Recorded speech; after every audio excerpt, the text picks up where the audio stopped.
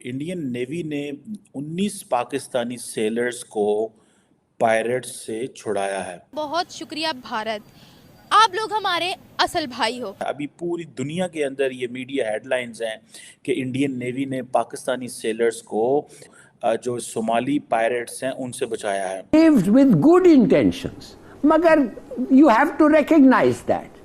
We see this recently in the Indian Ocean, where the Indian Navy so heroically is helping ships who are being hijacked.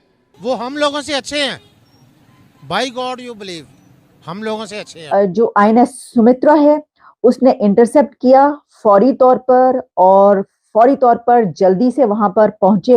India regularly इसके ऊपर काम कर रहा है और ये बड़ी बात है।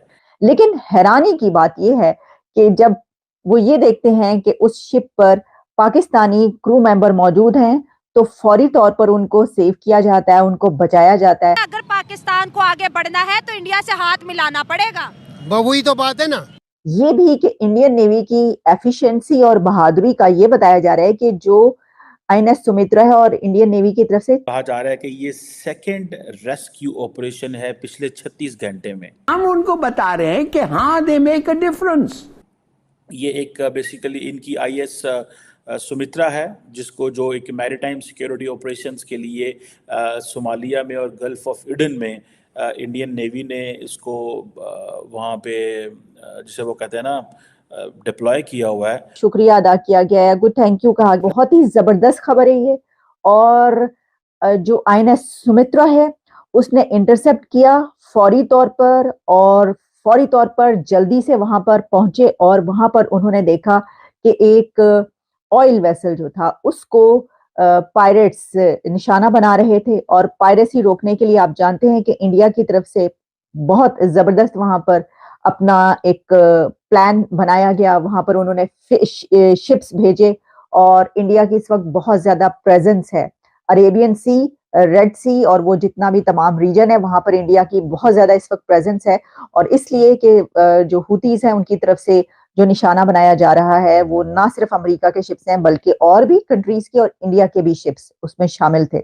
लेकिन हैरानी की बात यह है कि जब वो ये देखते हैं कि उस शिप पर पाकिस्तानी क्रू मेंबर मौजूद हैं तो फौरी तौर पर उनको सेव किया जाता है, उनको बचाया जाता है। और इंडिया की तरफ से जो है, इंडियन नेवी की तरफ से पाकिस्तानी क्रू मेंबर्स को 19 पाकिस्तानी को सेव किया गया। तो देखिए, हम ये कह रहे हैं हैरानी की, ये बहुत खुशी की खबर है, हैरानी की नहीं होनी चाहिए।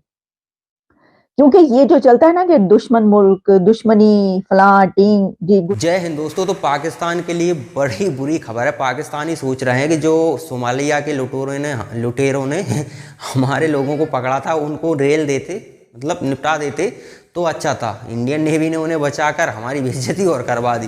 क्योंकि अब इनकी जो आर्मी है वो क्या कर रही है, वो चुनाव कराने में व्यस्त है। बताइए, एक आर्मी का काम है चुनाव में डिसाइड करना कि किस तरह से किस साँठ गांठ करके प्रधानमंत्री बनाया जाए। हालांकि वहाँ चुनाव होते हैं, लेकिन चुनाव सिर्फ दुनिया को दिखाने के लिए होते हैं। बाकी पब्लिक वोट डालती है, घर जाती है, आर्मी आती है और अपने हिसाब से डिसाइड कर देती है। हमेशा से ही आप आज से नहीं 76 साल हो चुके हैं पाकिस्तान को। पाकिस्तान में यही होता रहा है कि आर्मी ने जिसका समर्थन कर दिया वही जीत जाता है। अब ऐसा तो है नहीं कि आर्मी ने जिसका समर्थन कर दिया उसके साथ पब्लिक भी खड़ी हो जाए। पब्लिक तो हो सकता है विरोध में भी हो, लेकिन जीतता वही है। इसका मतलब क्लियर ही है, स्पष्ट है। आर्मी के खिलाफ बोलकर दिखाइए आप। इमरान खान बोला तो था 10 साल की सज़ा हो गई है, और अभी 10 साल बाद भी बाहर आएगा, वो भी भगवान भरोसे, वो भी चांसेस नहीं है। अभी 10 साल के लिए तो निपटा ही दिया, उसे 10 साल की सज़ा हो चुकी है। अब तो कोई चांसेस नहीं है कि इमरान खान बाहर आ सके, साइड कर दिया उसको। अब क्या है कि पूरी दुनिया की नज़र है, सोशल मीडिया का ज़माना है, तो पहले तो डिलीट कर देते थे या कुछ लोग भाग जाते थे। अब जो नवाज शरीफ है लौट कर आया है वो भी तो भाग गया था, लेकिन अब उससे फिर से डील हो गई। क्योंकि अब आर्मी तो देश चला नहीं सकती, पैसा चाहिए होता है यार देश चलाने के लिए। तो दूसरे देशों में जाकर अगर आर्मी पैसा मांगे, आर्मी चीफ जाएगा कि भैया हमारा ही कंट्रोल है, तो दुनिया रिकॉग्नाइज तक नहीं करेगी इन लोगों को। तो फिर तो पैसा मिलना तो बहुत बड़ी बात है। तो इनको एक पिट्ठू तो चाहिए ही चाहिए। तो कोई ना कोई व्यक्ति को ये प्रधानमंत्री की कुर्सी पर बैठाते हैं। बाकी काम तो आर्मी चीफ का ही है। वो उसका काम क्या है, जो प्रधानमंत्री बनता है उसका काम है दुनिया में जाना, जिससे जितनी ज़्यादा भीख मांग सकते हो, जितना पैसा ला सकते हो उतना लाना है। लाना भीख मांग के ही, ऐसा नहीं है कि हम तुम्हें आपको कुछ देंगे तुम हमें कुछ देना, सिर्फ भीख ही मांगनी। चलिए अब आगे वीडियो देखते हैं। पाकिस्तानियों को बड़ी पीड़ा है। इंडियन नेवी ने 19 पाकिस्तानी सेलर्स को पायरेट्स से छुड़ाया है और ये एक Pakistani I think fishing vessel थी जो कि पायरेट्स ने हाईजैक कर ली थी सोमालियन कोस्ट के ऊपर और कहा जा रहा है कि ये सेकंड रेस्क्यू ऑपरेशन है पिछले 36 घंटे में। इसका मतलब ये है कि इंडियन नेवी ने जो अपना red sea, strait of Hormuz, Bab al मंदेब, Arabian सी, इस पूरे एंड देन इंडियन ओशन के हवाले से वो जो इंडियन नेवी बार बार एक बात कर रही है कि जी हम नेट सिक्योरिटी प्रोवाइडर हैं, हम ये चीज़ें कर रहे हैं, सो दैट्स वेरी इंपॉर्टेंट। इससे पहले इंडियन नेवी ने 17 इरानियन क्रू के जो लोग थे, एक वेसल थी जिसको पायरेट्स ने हाईजैक कर लिया था। क्या इंडियन नेवी के ऑपरेशंस बढ़ चुके हुए हैं? और सुनने में आ रहा है कि इसके अलावा भी बहुत सारी जो डिस्ट्रेस कॉल्स हैं वेसल्स की आती रहती हैं, सेलर्स की आती रहती हैं, पिछले कई दिनों से आ रही हैं, वो बढ़ा दी हैं। शायद इंडिया नेवी को ये समझ आ गई है कि जब आप इस तरह की डिस्ट्रेस कॉल्स को रिस्पॉन्ड करते हैं तो इसका ज़ाहिर बात है एक आपका एक ग्लोबल इमेज बढ़ता है। अभी पूरी दुनिया के अंदर ये मीडिया हेडलाइंस हैं कि इंडियन नेवी ने पाकिस्तानी सेलर्स को एंड ईरानियन सेलर्स को जो सोमाली पायरेट्स हैं उनसे बचाया है। ये एक बेसिकली इनकी आईएस सुमित्रा है जिसको जो एक मैरीटाइम सिक्योरिटी ऑपरेशंस के लिए सोमालिया में और गल्फ ऑफ इडन में इंडियन नेवी ने इसको वहाँ पे जिसे वो कहते हैं ना डिप्लॉय किया हुआ है और वो इसमें कामयाब हुए हैं कि किस तरह वो, इससे पहले आपको याद होगा कि उन्होंने और मुल्कों की नेवीज़ को भी रेस्क्यू किया है और कॉन्टीन्यूसली इंडिया ये कह रहा है कि हम अपना रोल प्ले करेंगे। अब देखना ये है कि देखें ये एक जो डेवलपमेंट है इसका एक एंगल तो ये है कि आप ये कह सकते हैं कि this is a one incident, ठीक है जी, वन टाइम इंसिडेंट। सेकंड ये भी हो सकता है कि India is regularly working on this, India regularly इसके ऊपर काम कर रहा है और ये बड़ी बात है।